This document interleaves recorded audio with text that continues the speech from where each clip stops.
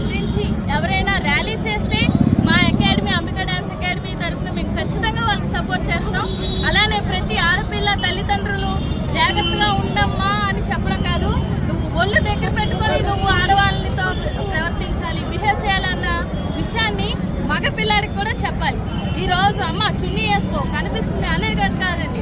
నీ తల్లిని ఎలా చూస్తున్నావో, నీ అక్క చెల్లెలు ఎలా చూసినావో బయట ఆడపిల్ల కూడా అంతే.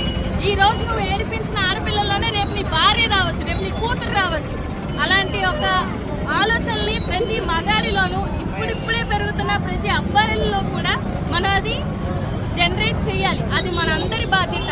ఈరోజు ఇక్కడ ఉన్న ఆడపిల్లలందరిలో ఒక భయం, బయటికి రావాలి అంటే